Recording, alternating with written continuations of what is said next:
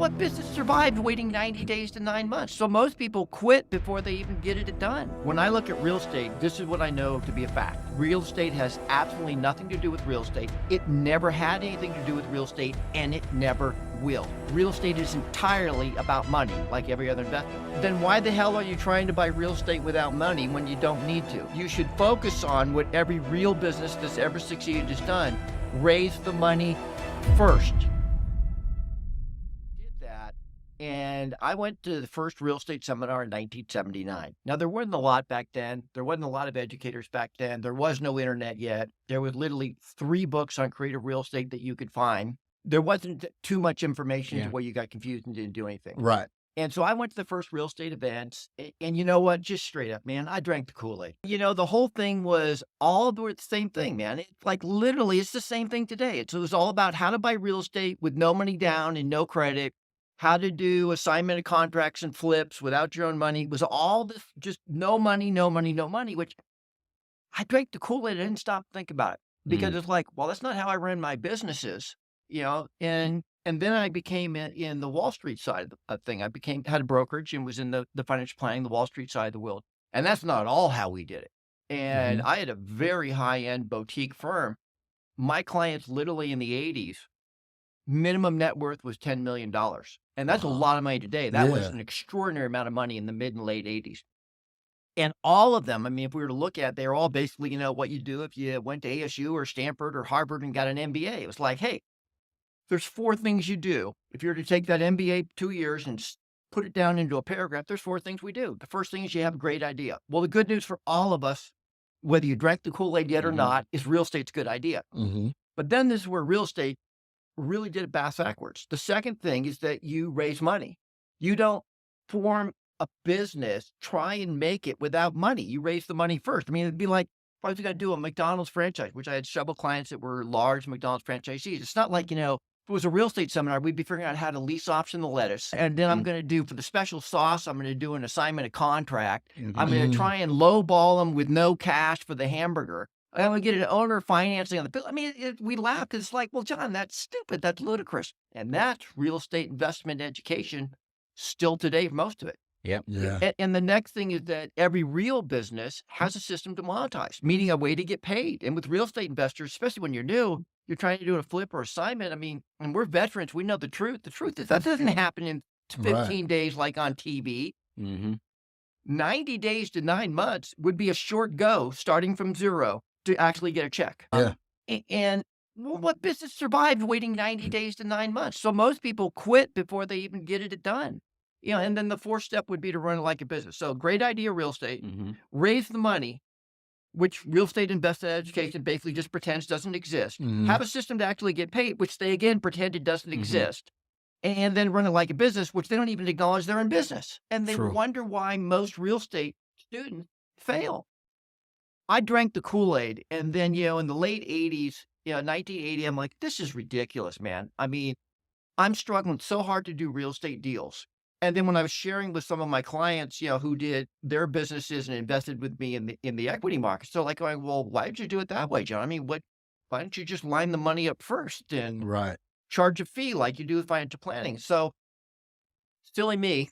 You know, hit me in the head enough times. I figured it out. It's like, wow, I was going to do real estate investing like a business, which nobody else did. And all my time in the securities industry has given me a different outlook on real estate than anybody I've ever met. When I look at real estate, this is what I know to be a fact. Real estate is like every other asset class. Real estate has absolutely nothing to do with real estate. It never had anything to do with real estate, and it never will. Real estate is entirely about money, like every other investment. And kind of, for those of you listening right now, here's the question right now. Here's the question. If tomorrow morning you had $1 million in the bank, could you go buy real estate and make money right now? Absolutely. And the answer is yes. So then here's the real question. Then why the hell are you trying to buy real estate without money when you don't need to? You should focus on what every real business that's ever succeeded has done. Raise the money first. Then buy the real estate. So we only go shopping, and I've done thousands and thousands of properties. So in 1989, I formed a private equity company. Headquarters are here in Phoenix. We've invested in 11 other states, 2 different countries, done thousands and thousands of transactions. Those aren't mine. Those aren't my students' deals. Those are mine. So literally most rooms I'm in, I literally have more deals than every single person in the room combined, including all the educators. And it's not bragging, it just is. I Mhm. mean, we're really high volume practitioners. We do this business in a big way, and we've been doing it full time since 1989. And what we focused on was raising the money first. Every single house we buy, I get a $10,000 placement fee. And after that, everything that we make or lose is split 50-50 with the investor. And because I get some money up front to pay my own bills and eat, Mhm. I don't flip anything.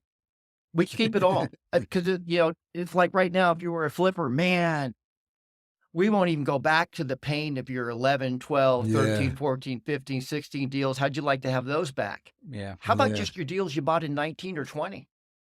I mean, True. how Yeah. much money have you given away? When I did flipping in the old days too, it's Mhm. just like it was painful. I still have a property that I bought in 90, early 90s, that I drive by at least twice a year to remind myself because I made $14,000 and that house is worth 300 grand more than I paid for it. And you know what, John? And that's what a lot of flippers always say.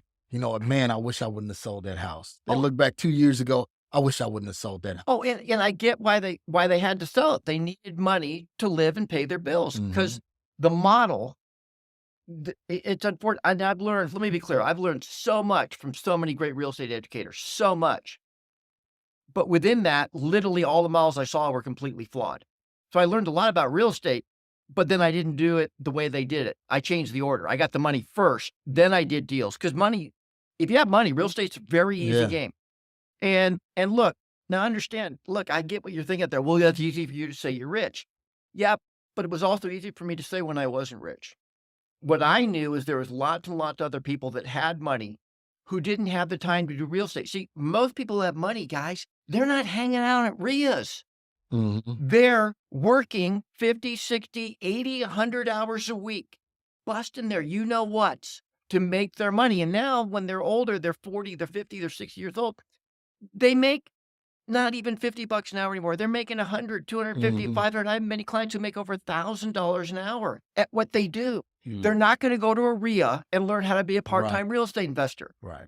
They have the money, they just don't have the ability to place it well. And so they are looking for people just like you listening right now Who are at the RIA. who are at the RIA, Yeah. I gotta throw that in there. learning how to place the money. Yep.